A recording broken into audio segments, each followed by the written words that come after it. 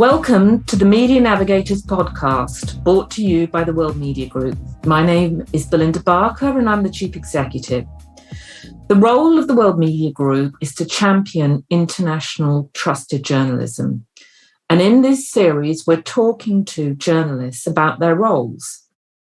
In our last podcast, we spoke to three amazing female journalists, Anne McElvoy, Spriya Srivastava and Yasmin Siran. And we talked more about why they became journalists in the first place and what was different about working for international news brands. If you haven't listened to this, do please, after you've listened to this podcast, perhaps go back and listen to the other.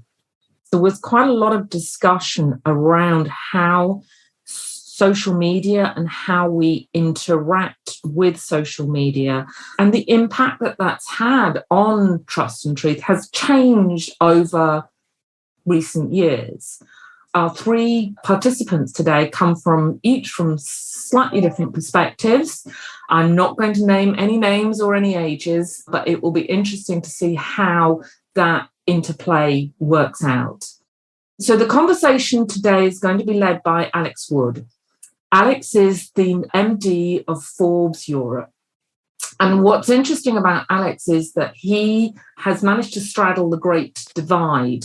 It's very rare for anybody within journalism, within our brands, to actually move into the commercial side. So previously, Alex was the editor for Forbes Europe and is also a visiting lecturer at City University.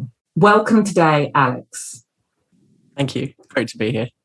We're also joined by Simon Robinson, who's the Global Managing Editor for News and Publishing at Reuters. How are you, Simon? I am great, thank you. Really good to be here.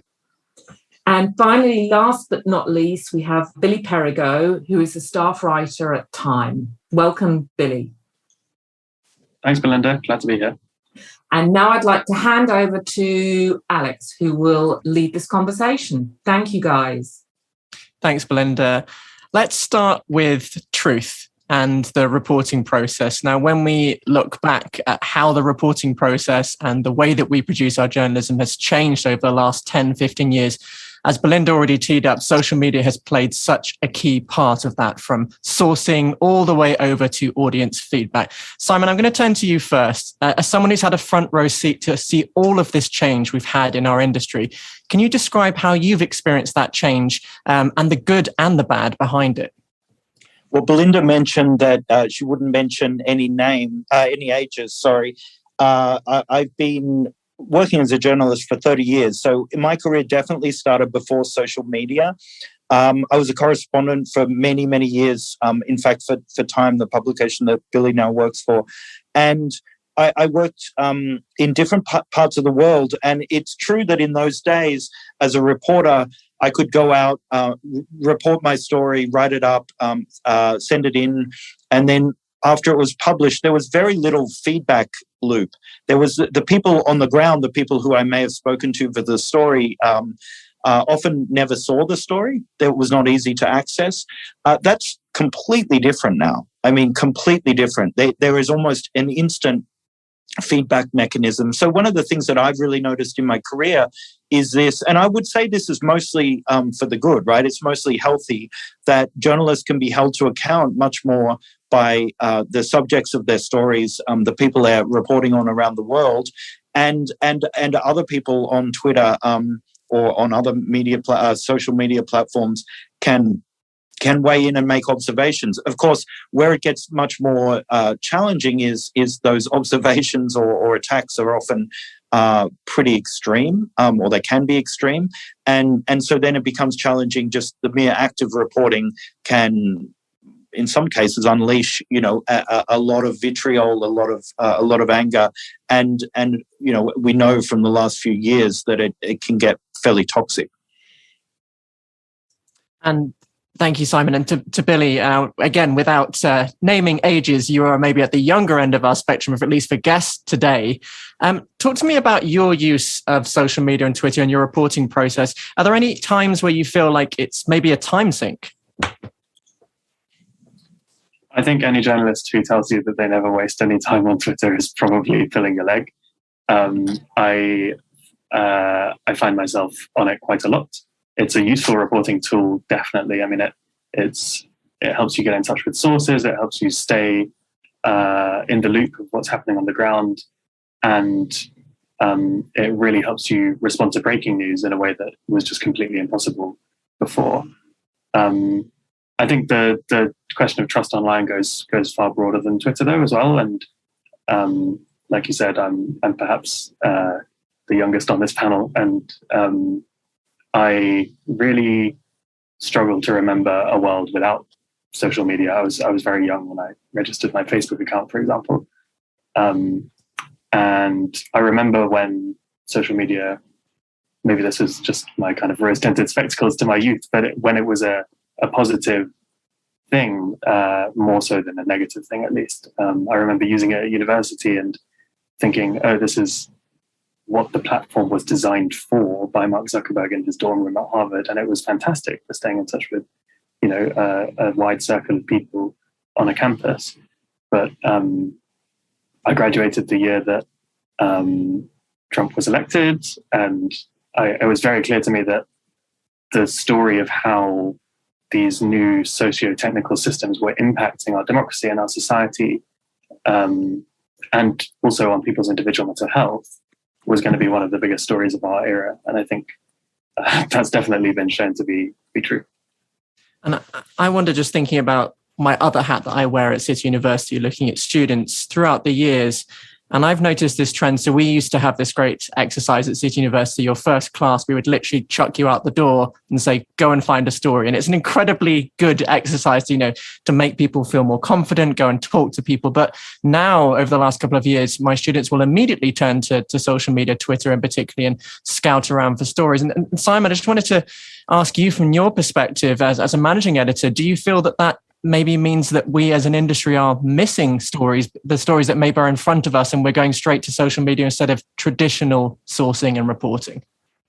Yeah, I think that can happen for sure. I think one of the skills that I've noticed in the newsroom that I think that we no longer do nearly as much as this maybe dates me a bit, is just picking up the phone and making calls. I think a lot more reporting these days, just as an observation, I think happens via written chat or email or whatever it is. And I think there's nothing that can beat either a face-to-face discussion or a phone call. I think undoubtedly we miss stories where, if we're focused very much on that kind of the bubble of those who are on Twitter, we can kind of get caught up in that, and it's easy. And I find myself, I don't underestimate the how easy it is to get in the kind of heat of a moment of a story, to get kind of very focused on what you're seeing in front of you on Twitter or on Facebook or elsewhere. But that is not clearly the entire story in many parts of the world. So we need to be very careful about just focusing on what's happening online, albeit that it is important. I would say that we're talking about a phenomenon that has risen in society at the same time as ad tech, which is basically the monetary engine of social media, is gutting the once large coffers of news organizations. And so the role that Simon did for many years at Time, along with many colleagues at the same news organization, is now almost non-existent. So in some ways you can kind of attribute that to the rise of the platforms that have now become the primary servers of advertisement.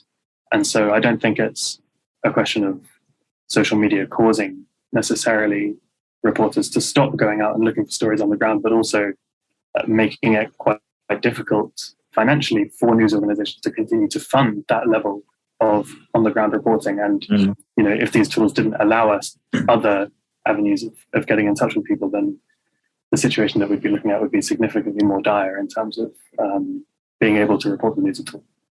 Yeah, I think that's a really good observation. I think that when I'm ever in a classroom at Reuters with younger reporters, I often use the example of, say, a bomb going off in somewhere, let's say Kampala in Uganda 25, 30 years ago. That was a time when the wire agencies, and Reuters being one of them, where the AP, Reuters or AFP, if one of them were there and the others weren't, they probably owned that story for a day, maybe even a couple of days, because frankly, in speaking in terms of how the world understood what had just happened, they were the primary and possibly the only source of information. That began to break down a little bit once with the internet, where local newspapers obviously could report and people around the world could access that. But nowadays, if a bomb goes off in Kampala, there's going to be all sorts of information on Twitter within seconds. So in terms of the wire agency's ability to compete, that's really, really difficult. Our main competitor almost is now some of the social media platforms in a weird way. The thing that we can provide, which you don't get just in a kind of unfiltered feed of photos and comments and kind of often inexpert opinion is trust, right? What we can provide is trust.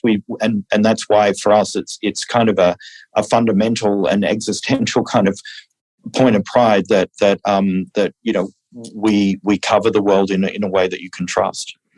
I think this kind of brings us really nicely to, and Billy, you've already mentioned it as well, that maybe tension between the news publishers and the platforms as well. Billy, how else can we as news organizations reinforce the value that we give over platforms when it comes to breaking news stories? Yeah, I think one thing that's important to realize when you're talking about platforms is that they tend to optimize for attention, which means that they design their systems in a way that tries to amplify content that they think will keep people looking at their own platform. And often that correlates with the things that news organizations write about as a matter of bread and butter. So breaking news, the topics of the day, but it doesn't always correlate with that. So it's an imperfect proxy. And you guys will probably remember, there's one weird trick, BuzzFeed style clickbait headlines. And that's the kind of signal of how the kind of rules of physics of the platforms don't necessarily align with the long-standing priorities of news organizations to report the news. And what we've seen over the last 10 years is news organizations trying, with varying degrees of success, to adapt the way that they tell their stories to align with those incentives that the platforms present them with, because platforms have become the primary distribution mechanisms for those stories, which bring in readers and therefore bring in revenue at the end of the day. But it is imperfect. I mentioned BuzzFeed. In the Facebook files, the leak that came out last year, there was a story about how BuzzFeed's CEO sent a letter to Mark Zuckerberg saying, look, the stories that are doing best on our website are not the ones that are best for the world. It's the silly ones that are doing the best, and clearly there's a problem there.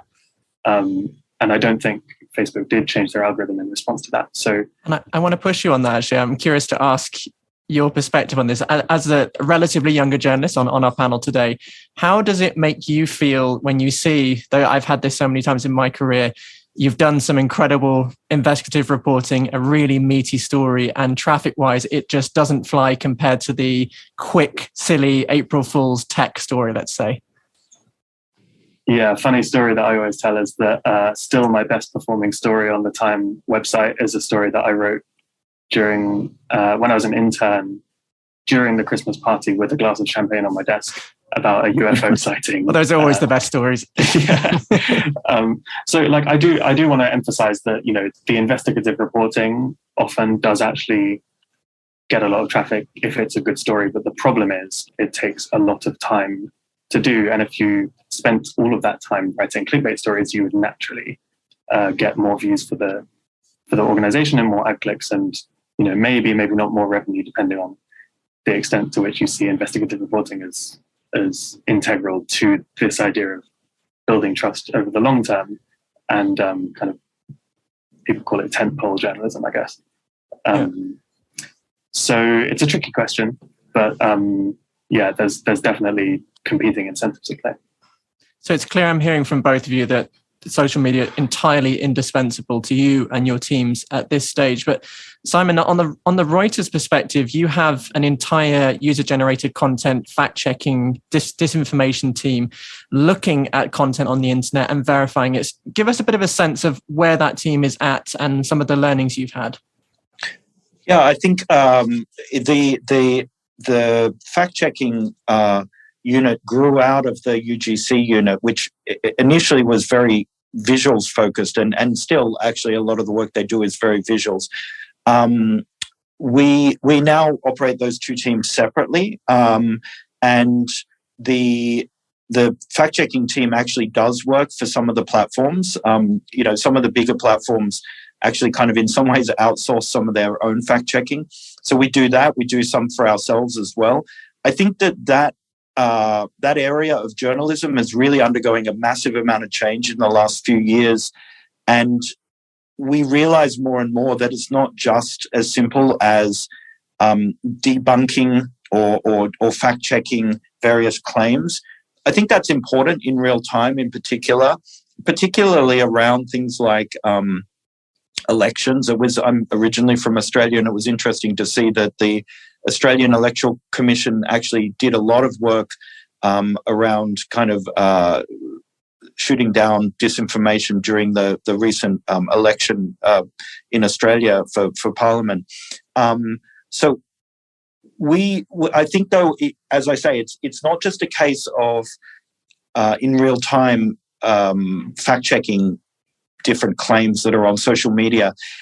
I think that one of the ways that we're getting more sophisticated with this is what one of our editors calls pre-bunking, almost getting out ahead of disinformation, anticipating what the disinformation may be based on past experience, and doing what she calls pre-bunking, basically saying, over the next coming weeks, you may hear this, this, and this, and that's much, much more sophisticated in many ways than just taking a claim and showing that it's wrong. So that's one thing that we're moving into that area more and more. And you've also been exploring artificial intelligence as well. And Billy, I just want to turn from your perspective as a tech writer. How do you feel about the idea of being replaced by an AI? Luckily, I don't think AI is anywhere near the capability of replacing the job that a reporter does in most contexts, but in the sense that lots of people used to be employed at news organizations, basically syndicated rewriting content that existed on other platforms or documents already and turning it into a news story in order to gain a small slice of the attention pie. That is now a task that, for example, tools made by Google and OpenAI can perform.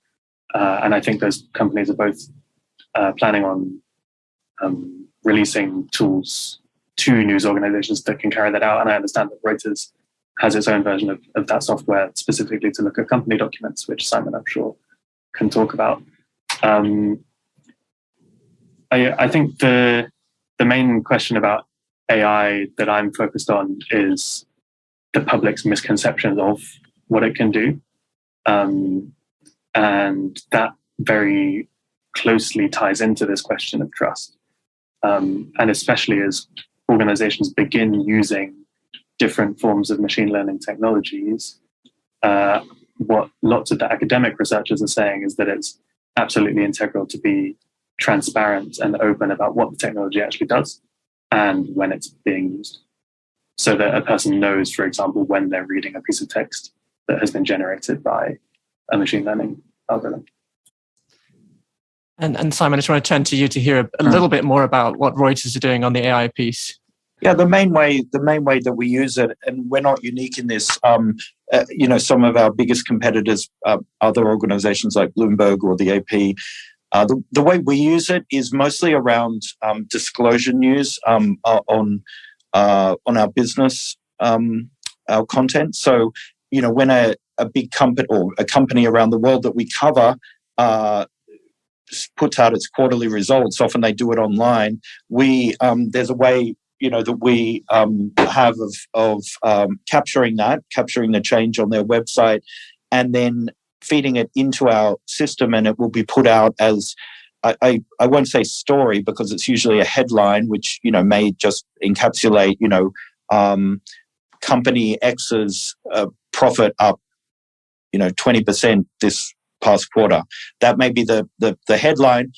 That then feeds many of our most important clients who are financial traders, and in this case, often these days they're not actually. It's not a human trader on the other end of the receiving the information. It may actually be a machine itself. So, that one of the trading companies or hedge funds or whoever uses AI or algorithms on the other end to kind of ingest information and make trades based on that. So you end up with a situation where a lot of the information is kind of flowing through,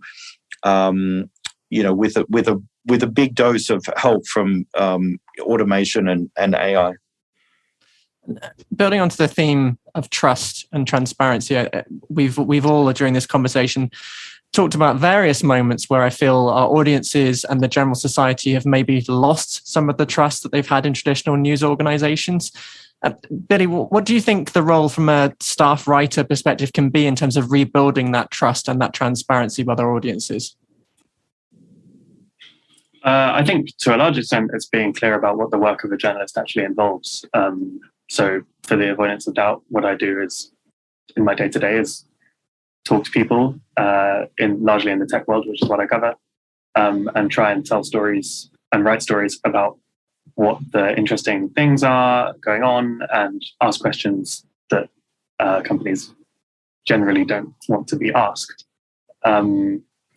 But, I think it's much wider than that as well. I think, like we were just talking about on Twitter, most journalists have an account on Twitter, and what that has led to in the last decade is this kind of proliferation of individual reporters having their own, I hate this term, but personal brands, and being able to connect more directly with their audiences.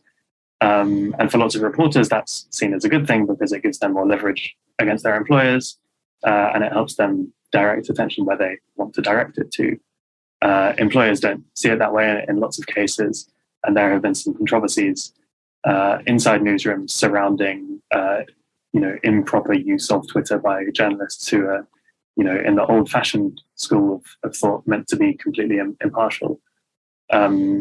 So, Twitter has been a great tool for journalists in their employment situations, but it's also, as we also mentioned, a great tool for finding sources and stuff. But to some extent, I think it's also maybe stripped away the mystique that reporting used to carry in the public imagination. I watched All the President's Men recently, and I didn't know this, but where the phrase "follow the money" comes from, and that was for a long time one of the public's defining ideas of what journalism was, and meeting sources in dark car parks. And I think if you spend any time on Twitter, you probably realize that most journalists spend most of their time writing witty tweets instead of doing their jobs properly. So, Twitter is designed to amplify controversy. And I think that's one of the things that is in the background really shaping the way that journalists think about what the stories that they should be covering are. And sometimes and often, like I said before, that's an imperfect proxy of what the role of journalists traditionally should have been, which is, the fourth estate in democracy and holding institutions to account, especially when doing that work is expensive and time consuming, and doesn't necessarily bring in as much money as other activities. Simon, blunt question. You're a managing editor. How do you feel about having a newsroom of journalists thinking about their personal brand and Twitter over your properties? How are you managing that? I think it can be really challenging, and we've seen lots of cases in recent years of where that's caused problems in newsrooms. I mean, I think we need to get the balance right. I think it's fantastic for not only for the reporter if they have a strong personal brand, that's also incredibly helpful for the organisation as well. But we can't. I guess I subscribe to the idea that ultimately organisations are stronger than individuals in the sense that they'll be around for a lot longer than any individual reporter. And I think that certainly at Reuters we want to be strong now, and I want Reuters to be strong in 50 years and continuing to cover the world. So, I think one of the really most simple, and this may seem quite basic, but one of the most simple things that we as reporters and journalists can do to answer your earlier question about how to engender trust is to correct mistakes in a very transparent and public way when we make them. I think that there's always a danger that journalists can be journalism can come with a certain arrogance, and I think it's really a very, very good thing, both substantively and also in terms of the perception of what we do, to correct mistakes and explain how we got something wrong, and how we've changed that in a story. And that's something that we do pretty much every day. I mean, we're producing thousands of stories a day, so we do make mistakes. When you're putting out that volume of content, you absolutely make mistakes, and the best way to deal with it is to correct them. Now, we're coming up on time, but I wanted to mention to our listeners that today is Wednesday, the 22nd of June, and I have to deal with the giant elephant in the room when we talk about Twitter, which is Elon Musk. So I want to turn to both of our guests and ask you both, if you were to be bold and give me a prediction, where do you think this Twitter deal is heading? I know he's an unpredictable man, but if you're a betting man, Simon, where do you think this is going to end? I'm not sure I would take that bet. Will he buy the company or not? I think it's really hard to say at this point. Clearly, he's had a number of changes of intent over the last few weeks. It's an intriguing and kind of engaging corporate saga, and I think it may not be so simple as to say, well, he won't buy it or he will buy it. Maybe there's another alternative. I'm not quite sure what, but I wouldn't take that bet, I'll be honest. Billy? Yeah, I'm with Simon here, but what I would say is that some of the Twitter employees who I'm speaking to are operating under the assumption that it will happen in some form or another. From looking at the public reporting, it seems that he has taken issue with this idea that there are too many or more bots on the platform than Twitter had previously acknowledged, despite giving up in the previous deal that he signed with the company his right to do any due diligence whatsoever, including quantifying how many bots are on the platform. Who knows? I don't know. Lots of people don't know, but it's clearly a huge disruption within the company.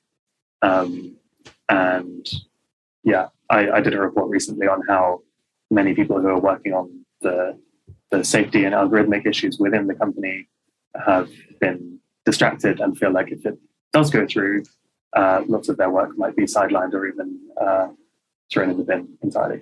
And assuming if this deal does go through, Simon, just briefly, what does that mean for a news organization like Reuters? I mean, I think it depends on what exactly he does with it. It's possible that the enormity of owning something like Twitter will possibly change his approach to the things that he's identified as problems. On the other hand, I'm not sure there's much evidence that that's been true in his past. So, it sounds slightly mealy-mouthed, but it's really hard to tell exactly what it will mean. Reuters has a number of commercial contracts with Twitter. We publish various things on Twitter. We obviously, our journalists use it as a way to highlight their stories, to distribute their great work. We use it as a reporting tool. It is an incredibly vital part of a modern reporter's kind of armory. It's really important. Not the only thing, but it will be super interesting to see what exactly he does with it.